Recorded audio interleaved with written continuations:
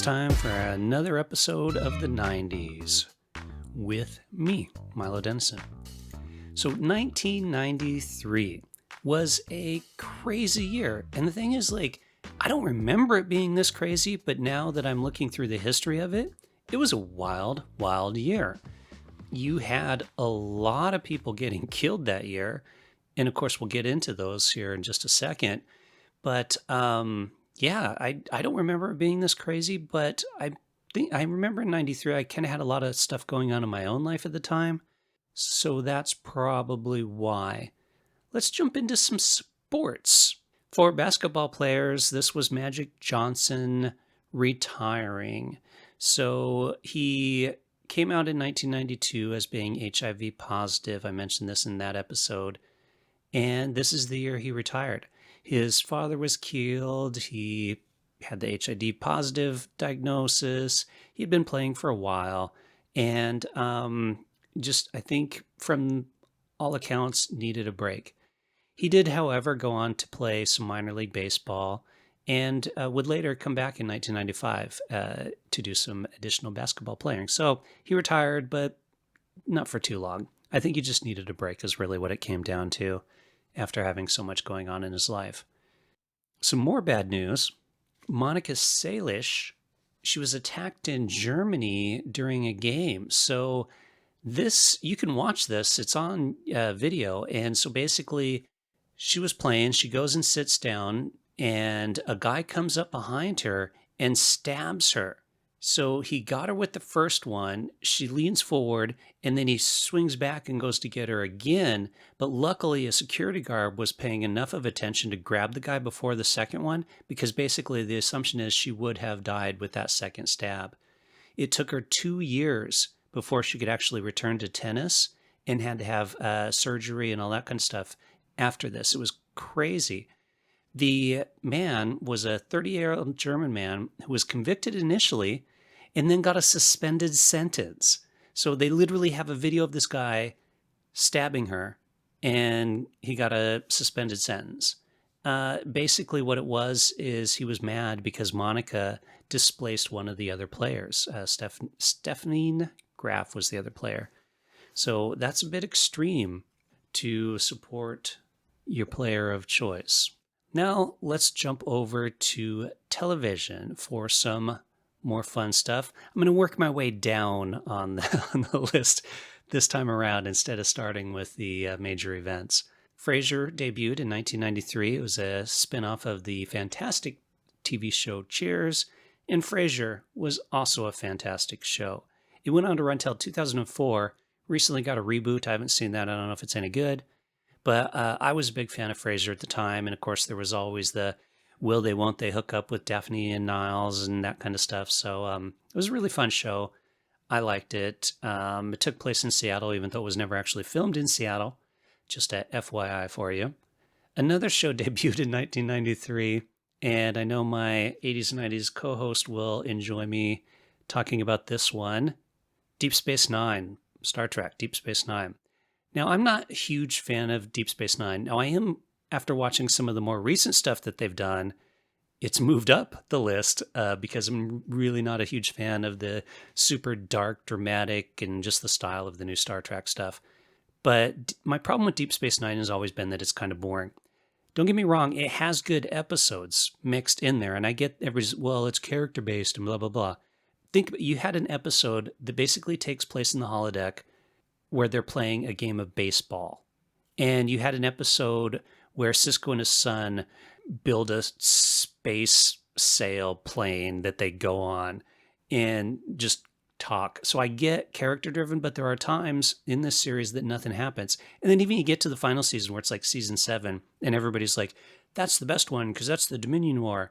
And then you watch it, but there's no warring going off. There's very little warring happening. It's still just a lot of talking. So that's my opinion. I know a lot of people love Deep Space Nine, so send me the hate, people. Send me the hate.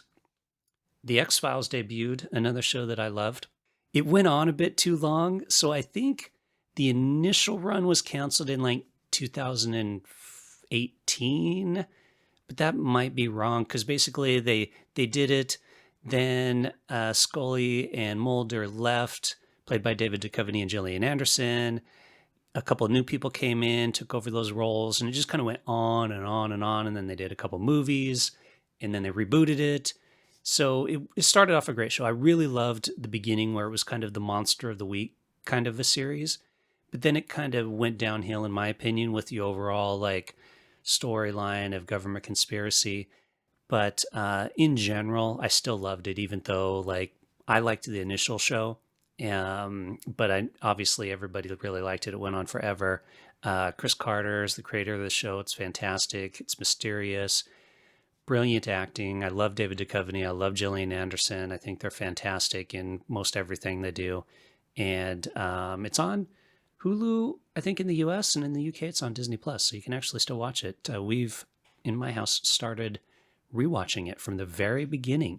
So we're actually just ending the first season now, and we're going to work on from there to the end, which will take a while.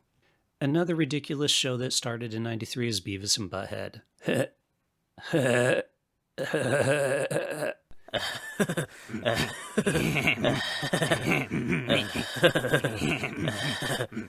If you were alive then, you remember that laugh. It was on MTV. It's basically just these two idiots watching rock metal bands, making jokes that occasionally cut to their class and have little stories. They eventually made movies and stuff, and it was huge. People had t-shirts, and really people just loved mocking the two characters. So recently that we actually saw in Saturday Night Live from this season, where they did a Beavis and Butthead parody. In movies, Jurassic Park was released in 1993. So I'm sure you've seen Jurassic Park. If you haven't, you're one of the few. It was the highest grossing movie of the time. Everyone was seeing it. Everyone was talking about it. The special effects were just brilliant in the way that they did the dinosaurs and stuff and the interactions with them. People loved that film. I loved that film. It went on to make, I don't know how many sequels and reboots they're on to now. I've lost count. But that initial one was fantastic. And Steven Spielberg at his finest. Additionally, Sleepless in Seattle was released. So a bunch of famous Seattle locations were used in that film that you can still see this day. The houseboat, it's there. The restaurant that they ate in, well, it was there last time I lived in Seattle, actually. I don't know if it's still there anymore, but it used to be, and you can actually go and eat there. Cute film, a little rom-com. Tom Hanks, Meg Ryan. And Mrs. Doubtfire was released. Everybody loves Robin Williams because he's awesome. On the sad side of movie news, River Phoenix died outside the Viper Room. So he was on a drug binge, and he basically snorted cocaine and heroin, which is called a speedball. When they did the autopsy, he had 8 times the lethal dose of cocaine and heroin, plus he had marijuana and Valium in his system. Basically, he was effed up that night. So he's in the club. I don't remember if he owned it. I know Johnny Depp was part owner. I think River Phoenix and him were, I know they were buddies. And I think Phoenix was supposed to go play in a band that night or something. Anyway, he went there. He was whacked out of his mind. The bouncers actually kicked him out of the place into the back alley. His girlfriend saw it. And then Joaquin, his brother, went out to check on him and saw that he was overdosing, called 911 and tried to get him help. But unfortunately, he died. It did help, actually. I've heard stories about other actors and stuff who were heavy into drugs at that time, and they saw that happen, and it kind of helped motivate them clean up. So some good did come out of it. But it's really unfortunate because River Phoenix was a major talent. I mean, both the Phoenix brothers are very talented actors, and River Phoenix had so much potential to make so much great film throughout his life, and it's unfortunately that he couldn't get his drug use under control. All right, now let's jump into news and events, because there was a lot, which is why I saved this for the end this time instead of starting off with it. The Oslo Agreement was signed September 13th, 1993. It was big news at the time Nobody cares now. It was basically an agreement between Israel and Palestine where they each recognize their other's right to exist. So Israel leaves Gaza, gets the heck out of it. The PLO leader, Yasser Arafat, signs on. There's this famous picture of Bill Clinton and the leaders of Israel and Palestine shaking hands and getting along. But unfortunately, it didn't last. The deal fell apart. And we are where we are now, which is the two nations at war. NAFTA was also signed. I mentioned this in the 1992 episode. So it was signed in 92. In 93, it goes into effect in November. Congress supported it. This was back in the day when Republicans and Democrats could occasionally agree on something. So 132 Republicans approved it, 102 Democrats. And then it passed in the Senate. That's in the House. In the Senate, it passed 61 to 38. So it was supported. I mentioned in the 1992 episode, there was a bit of a fight about it in regards to benefits that it's going to have and how the opening borders are going to work. And it's been revised since, but that's when it went into effect. You had a major blizzard called the Storm of the Century. So this was across the East Coast. You had snow, and the winds were like to the hurricane level, so massive winds. Florida received snow, killing a lot of the crops. Roads and airports were shut down for days. 300 people died in this storm. That's how this was the storm of the century. $11 billion in damage. It was massive. And if you were on the East Coast at this time, it sucked. I was on the West Coast, so it didn't really affect me too much.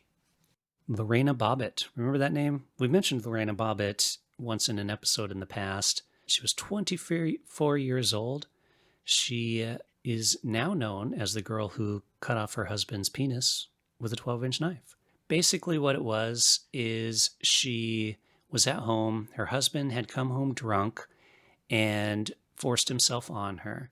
And in retaliation, she basically got tired of this abuse that she was receiving from him. She cut off his penis, drove away, and threw it on the side of the road. They did find it and were able to reattach it. So John Wayne Bobbitt was his name, or is his name? I think he's still alive. He was charged with sexual assault, but actually was found not guilty in this case. He went on to enjoy his 15 minutes of fame that came about this. So he actually went on multiple talk shows. He would sell knives, and he made adult films.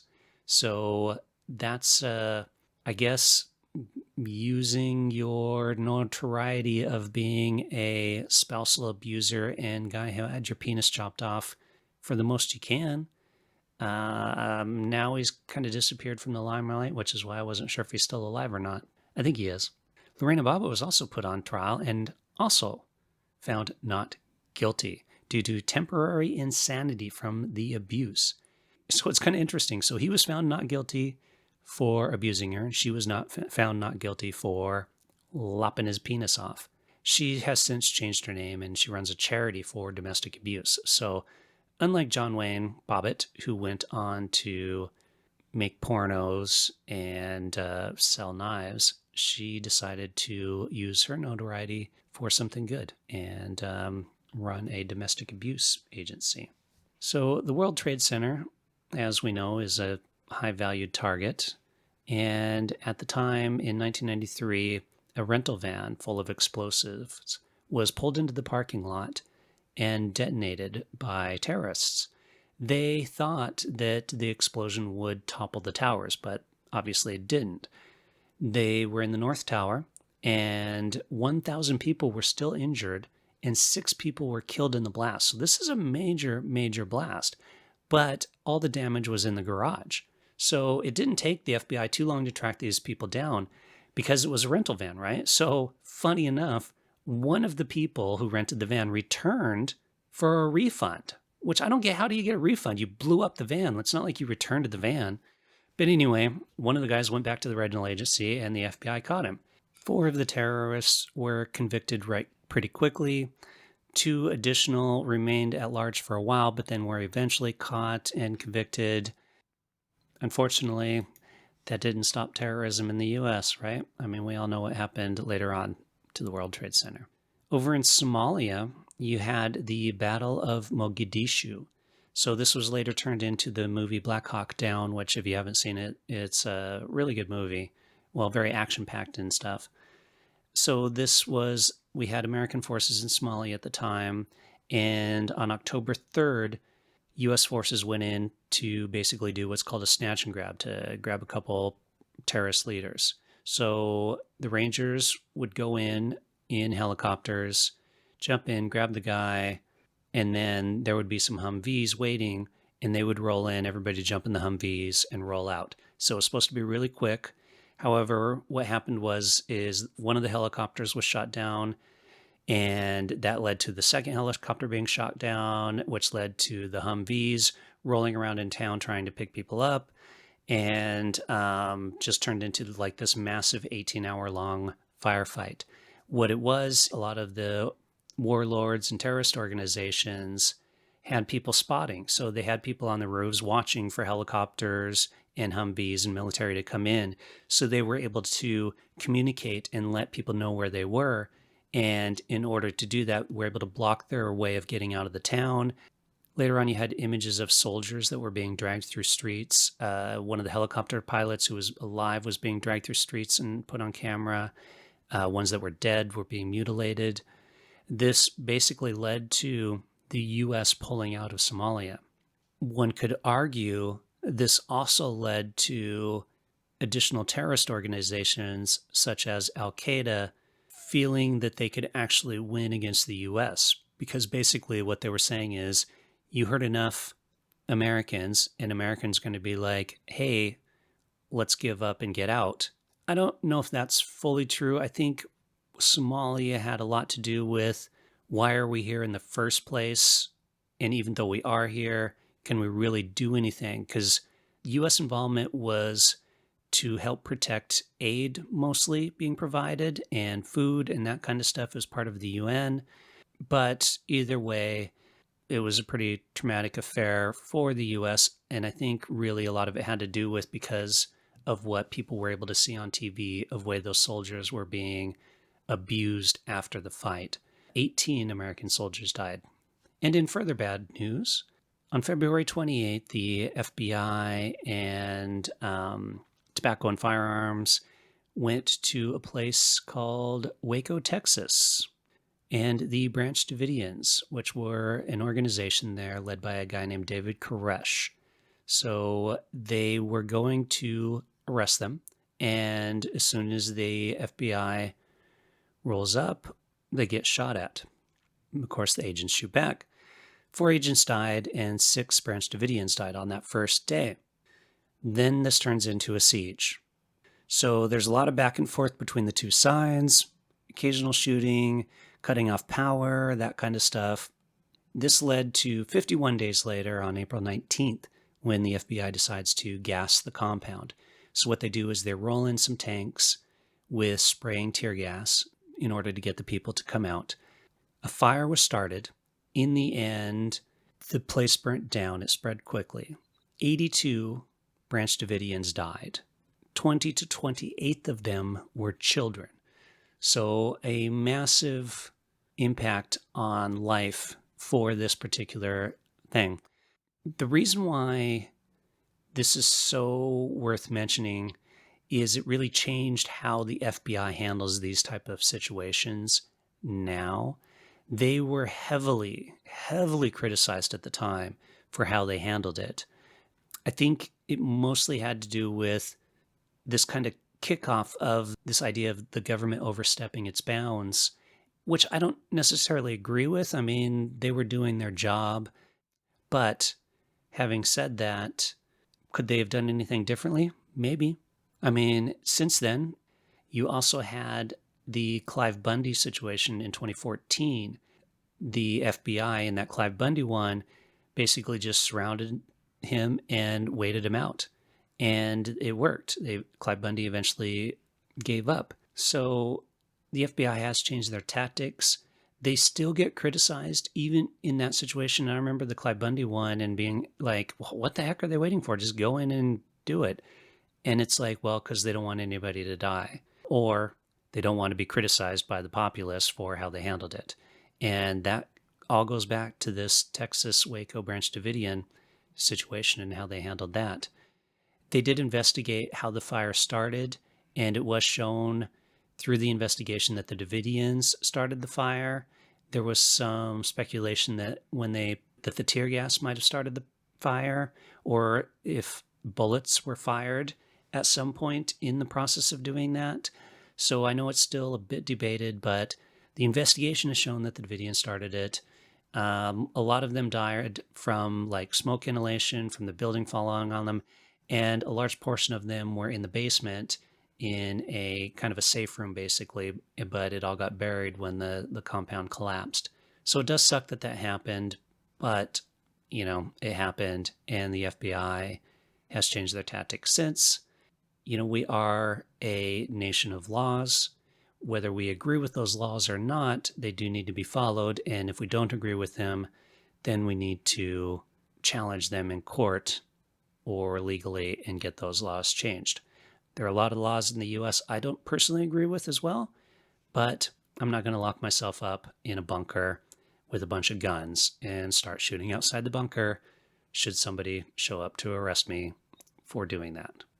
Timothy McVeigh, who would later on be known as the Oklahoma City bomber, we'll discuss that in 1995 when we get to it, he was inspired by this as well. So he went down there, and I believe he was selling souvenirs or something like that. Like, he was basically one of the people down there with a sign or, supporting essentially the Branch Davidians and viewing this as a government overstepping its bounds. He went on to do the Oklahoma City bombing, which, like I said, we will discuss later on. So a lot happened in 1993. I guess I could end it with this, which is some good news. Mosaic was released in 1993. This is the first browser to be available to the general public. 1993, if you recall, dial-up is how we access the internet, and Mosaic helped move into our modern age of everybody having a browser on their phone. So that's 1993. Not a lot of good news, but there was still a lot of drama happened in 1993. You can let me know what your memories of that year are, or just shoot me a message through the website, the80sandthe90s.com. If you're listening to this as a podcast, you can leave a comment. If you're watching it on YouTube, you can leave a comment, share, like, whatever, all that usual stuff people say at the end. And I know I haven't been doing my usual out theres like I do in our regular show. So with this one, I will do one. I'm out of here like a little kid stuck in a room with the Velociraptor, running away.